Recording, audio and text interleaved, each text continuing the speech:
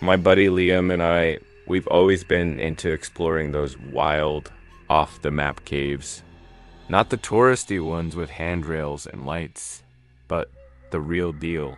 The ones you only hear about through whispers or find on some ancient geological survey map.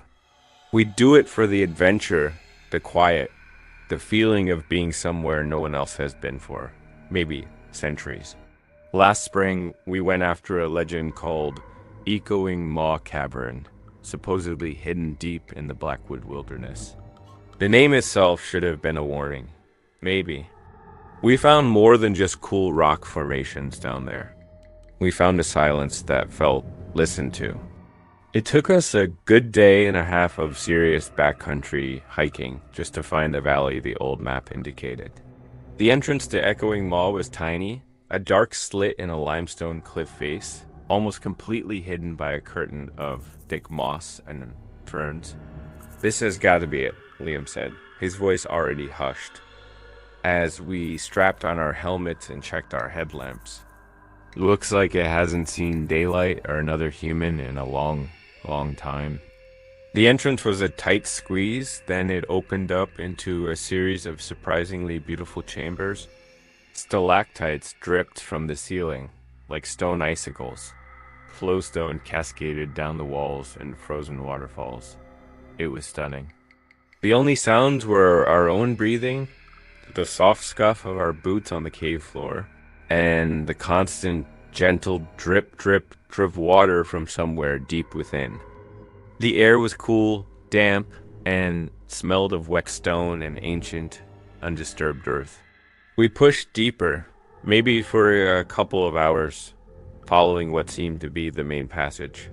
It kept winding downwards, sometimes opening into larger rooms, sometimes narrowing again. We were probably a good mile underground, totally cut off from the world above. That's when we came to a section that felt different. The passage opened into a smaller, almost perfectly circular chamber. And in the center of this chamber, someone, a very long time ago, had built a low, rough stone altar or platform. It was covered in a thick layer of dust, but you could see it was deliberately constructed. "Oh," Liam breathed, shining his light on it. "What do you think this was for?" I had no idea. It didn't look like any natural formation. On top of the stone platform, almost invisible under the dust, were a few small objects. We brushed the dust away carefully.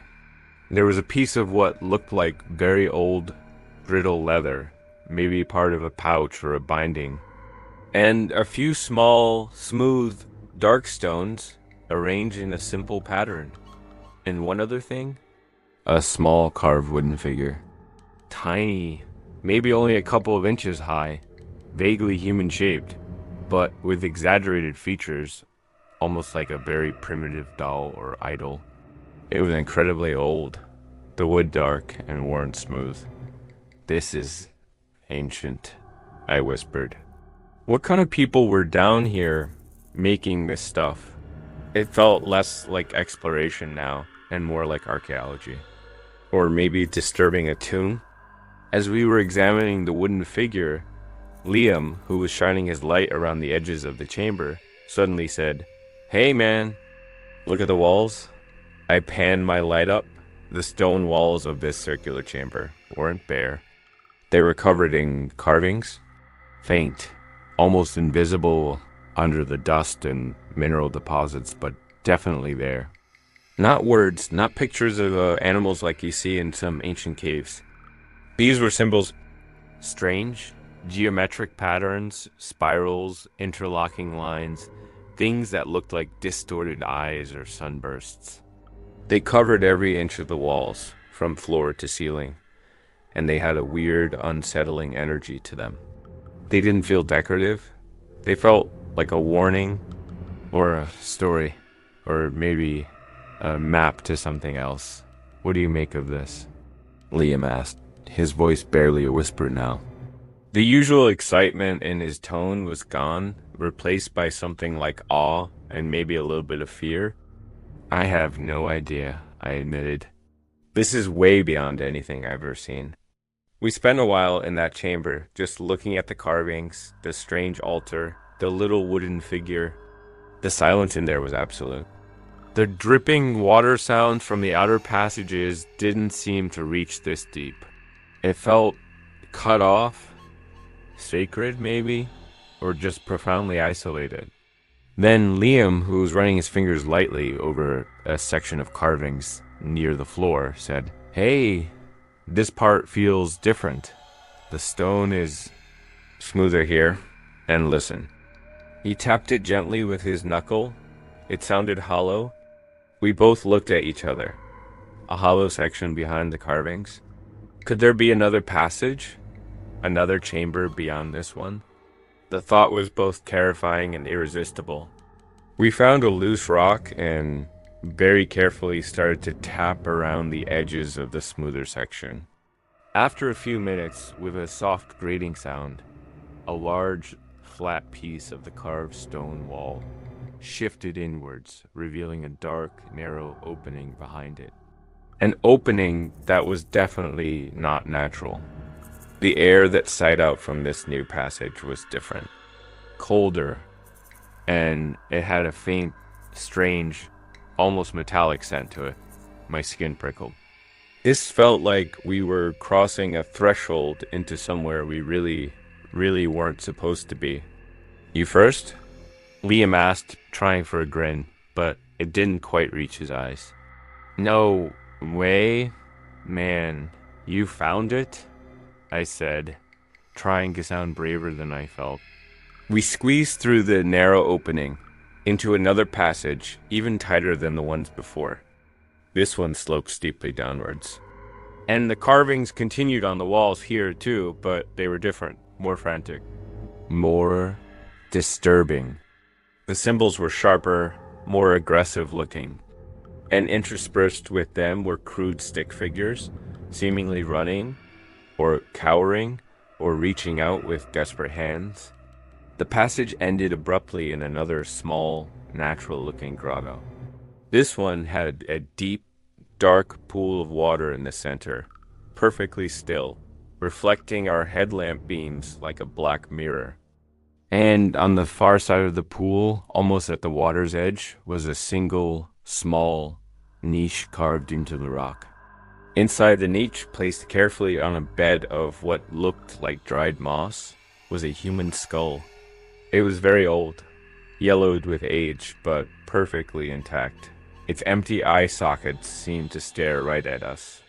And resting on its forehead was a single, smooth, dark river stone, identical to the ones we'd seen on the altar in the chamber above. We just stood there, frozen. This wasn't the game anymore. This wasn't just exploring a cool cave. This felt like we'd stumbled into some ancient, secret burial site, or something far stranger. The silence in this grotto was absolute. The air was frigid. The feeling of intrusion, of sacrilege, was overwhelming. Then, from the surface of the dark pool, a single bubble rose and popped with a soft, almost sighing sound. Just one, but in that dead silence, it sounded like a gunshot. That was it for us. No discussion. No hesitation. We turned and scrambled back up that narrow passage, squeezed through the stone door, and didn't stop moving until we were back in familiar passages of echoing maw. We didn't talk about what we'd seen. Didn't need to.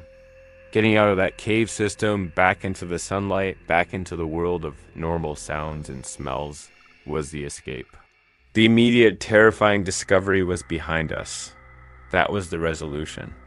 We never went back to Echoing Maw. We didn't tell anyone about the hidden chamber, the carvings, the skull. Who would believe us?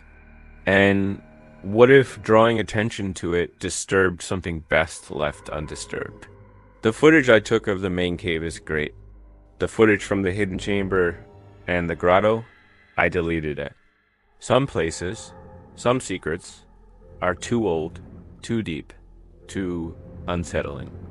They belong to the silence and the darkness and the echoes you hear down there. Maybe they're not just water. Maybe they're the whispers of things that have been waiting a very, very long time to be left alone.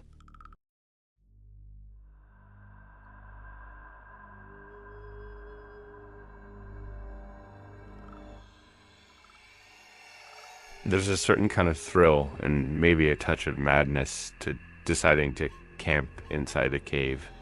Not just exploring it for a day, but actually setting up your tent, unrolling your sleeping bag, and committing to spending the night in that absolute pitch black, echoing silence deep under the earth.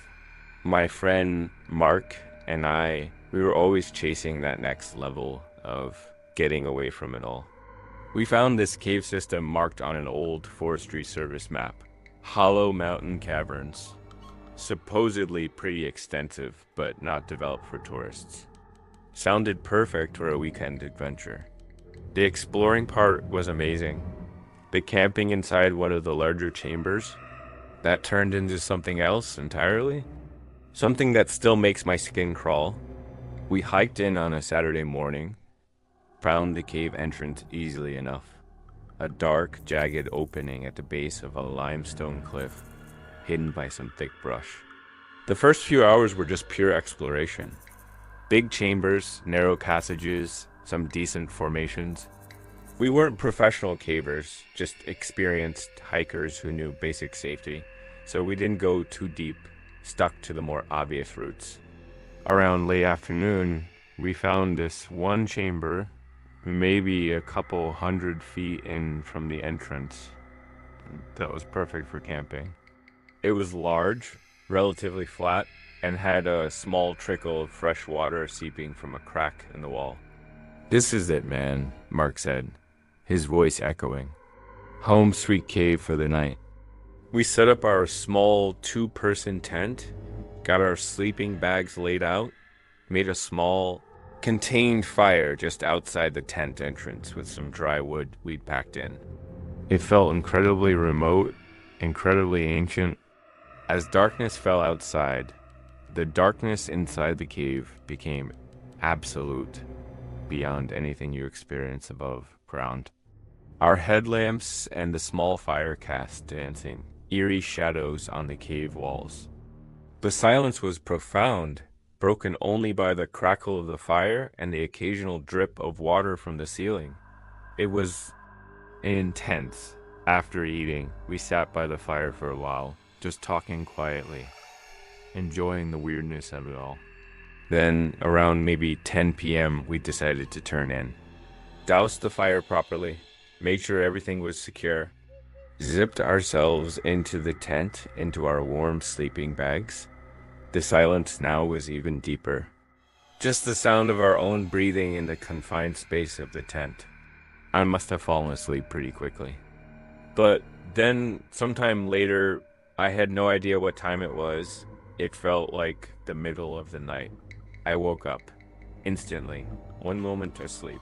The next, wide awake, heart pounding, every sense on high alert. What woke me? I wasn't sure. Just a feeling. That primal feeling that something was wrong, that we weren't alone. I lay there, dead still, listening. Mark was breathing steadily beside me, still asleep. Outside the tent, within the cave chamber, there was nothing but that absolute echoing silence. Or was there? I strained my ears, and then I heard it, faint, very faint, a soft scrape, like a boot or something heavy being dragged very carefully across the rocky cave floor. Coming from the direction of the cave entrance, the way we'd come in, my blood ran cold. A shiver, a real deep one, went right through me. Was it an animal? A raccoon? A bear? Unlikely, this deep in. And the scrape sounded deliberate, slow. Then another sound, a soft clink, like metal gently touching rock. Then silence again. I held my breath, listening so hard my ears ached. Mark stirred beside me, mumbled something in his sleep, then went still again. The sounds didn't repeat. Maybe I had imagined it. The power of suggestion in a place like this, buried alive in the dark, It's strong, but then a new sound, closer, right outside our tent. The soft, almost inaudible hiss of fabric brushing against fabric. Like someone moving very slowly, very carefully, right next to our tent wall. Okay, no, not imagining that. Someone was out there, right there. My heart was a trapped bird against my ribs. Who? How? We hadn't seen anyone on the trail and we hadn't heard anyone approach. How could someone be right outside our tent without us knowing? I didn't know what to do. Wake Mark. Scream. Stay silent and pray they went away. My mind was racing. This wasn't just creepy cave noises. This felt like a human presence. And that in this situation was infinitely more terrifying than any imagined cave monster. What did they want? Were they just curious? Or were their intentions more sinister? The thought of someone using these remote caves for illegal activities, a hidden meth lab, a stash for stolen goods, flashed through my mind. We could have stumbled right into something very dangerous. The fabric brushing sound stopped. Then, a new sound. Breathing. Slow, steady, slightly raspy breathing. Right on the other side of the thin nylon tent wall, inches from my head. I could almost feel the warmth of it. I swear I could smell something too. Stale tobacco, unwashed clothes. I couldn't move. Couldn't speak. Just lay there, paralyzed by a primal fear. Who is it? What were they doing? Were they looking at the tent? Listening? Could they hear my heart pounding? It felt like they could. Then, the zipper on our tent door. A faint jingle as something touched it. Then a soft, slow zizzip. Someone was trying to open our tent. From the outside. That broke my paralysis. Mark, I hissed, shaking him roughly. Mark, wake up. Someone's outside. He woke with a startled grunt. Wah, what's going on? Quiet. Someone's trying to get in. I whispered frantically. The zipper stopped. Silence again. Had they heard us? Were they waiting?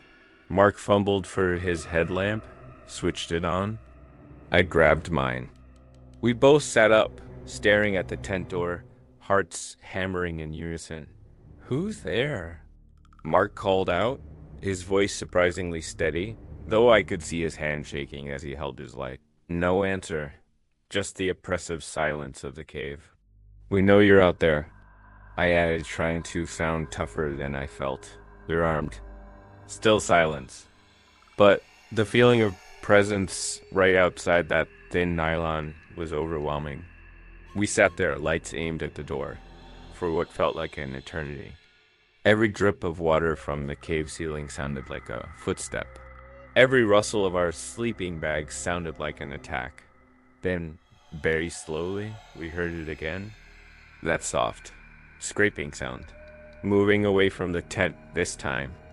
Receding back towards the entrance of the chamber, then further, back down the passage we'd come through. Fainter and fainter until it was gone. We didn't move for a long time after that. Just sat there, listening, light still on the door. Eventually, Mark whispered, "You think they're gone?" "I don't know," I whispered back, but I'm not waiting around to find out. Getting out of that cave, leaving our tent and most of our gear behind, that was the escape. We didn't even try to be quiet. Just scrambled out of there as fast as we could, headlamps bobbing frantically, expecting at any moment to see a figure step out from a side passage, or hear footsteps behind us. The hike back to the cave entrance in the pitch dark, then the long stumbling trek back to the trailhead in the pre-dawn gloom, was a nightmare of adrenaline and fear. We reached the car just as the sun was coming up, never looked back, drove straight to the nearest ranger station, reported what happened. They were skeptical at first, probably just another camper you spooked, but when we described the sounds, the attempt to open the tent, they got a bit more serious. Said they'd send a patrol up to check out the cave when they could. We never heard what they found, if anything. But the experience, it cured me of wanting to camp inside caves. That's for sure. Who was that person? Or people? Were they just curious about our Kent? Or were they something more dangerous? Someone using that remote cave for things they didn't want discovered. Someone who saw our fire, our lights, and came to investigate the intruders. The not knowing is what gets you. The feeling of being utterly vulnerable, trapped deep underground, with an unknown, unseen presence just inches away, trying to get in. That's a kind of fear that burrows deep and stays there. Makes you wonder what else or who else might be sharing those silent, dark spaces beneath our feet.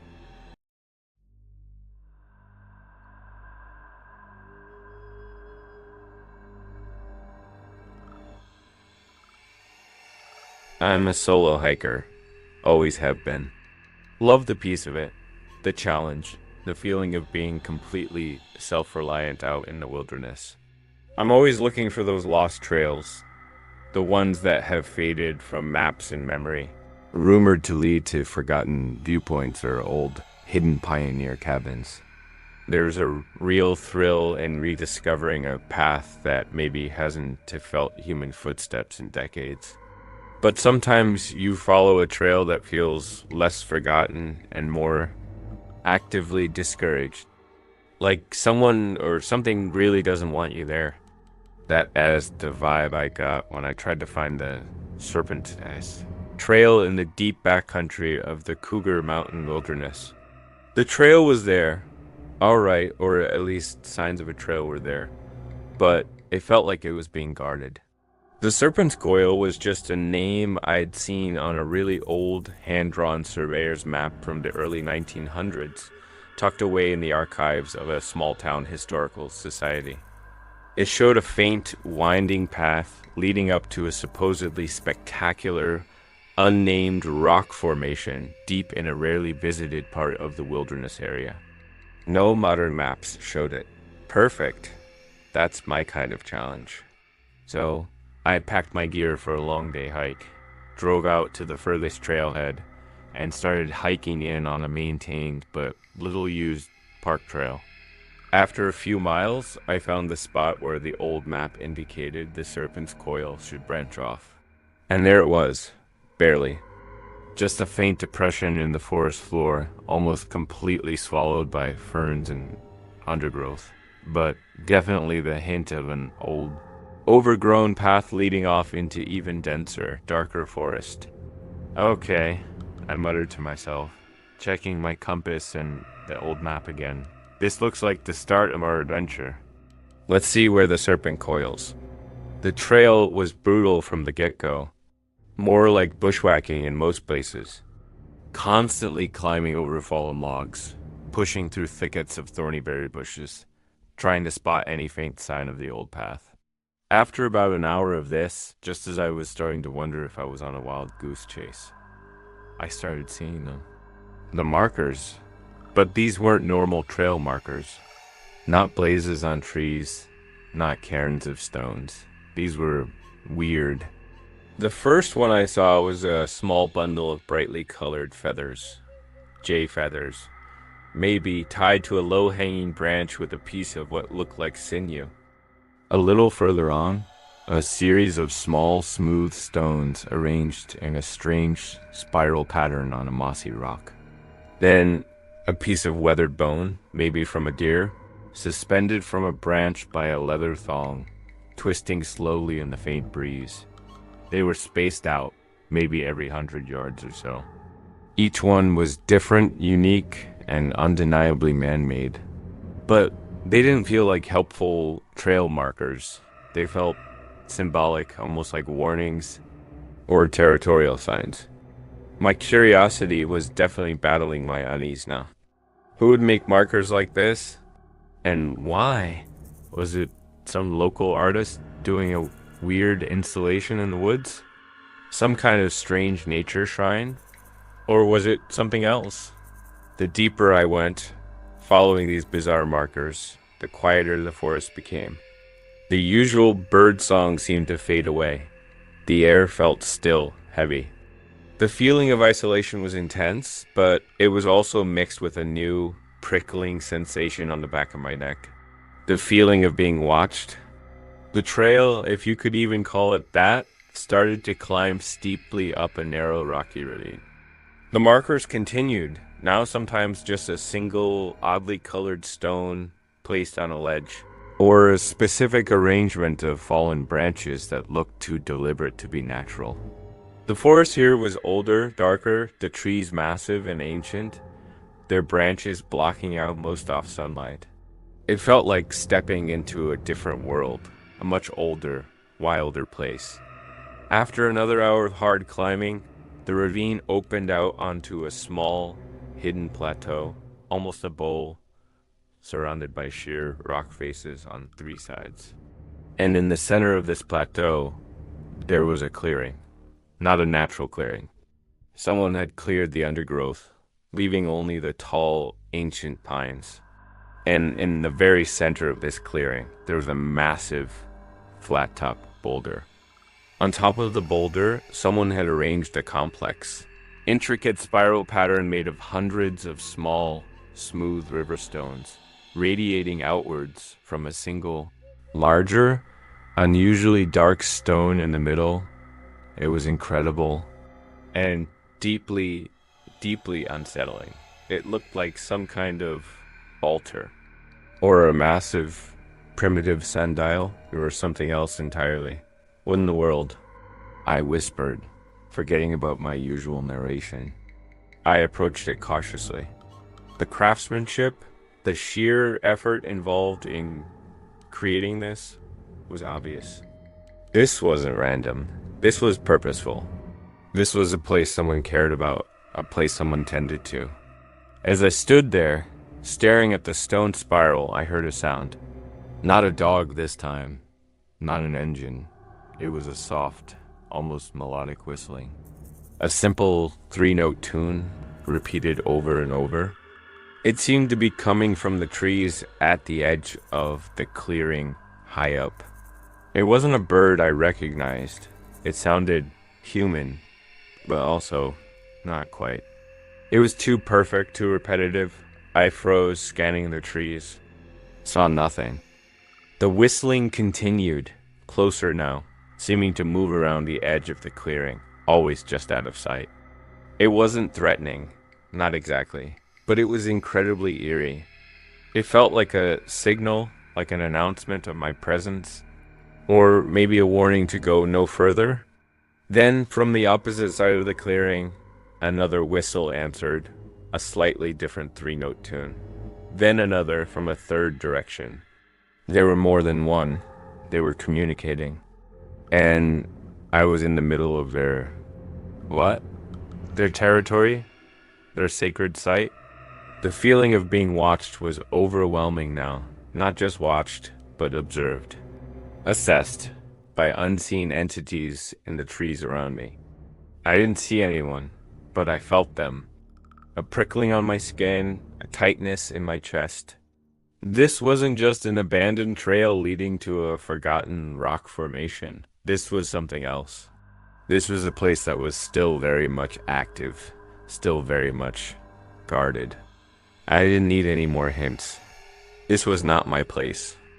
I had stumbled into something I didn't understand, something that felt ancient and powerful and definitely did not want me there. The near miss feeling was intense. I felt like I was on the verge of crossing a line that would have serious consequences. Slowly, carefully, trying not to make any sudden movements, I started backing away from the stone spiral, back towards the ravine I'd climbed up. The whistling continued, seeming to follow me, to escort me out. It wasn't aggressive, but it was undeniably there, a constant reminder that I was an intruder. The hike back down that ravine, back along the trail of bizarre markers, was one of the most nerve-wracking experiences of my life. Every shadow seemed to hold a figure. Every gust of wind sounded like a whisper. I didn't stop, didn't look back, until I was far away from that hidden plateau. back on what felt like normal, untended forest.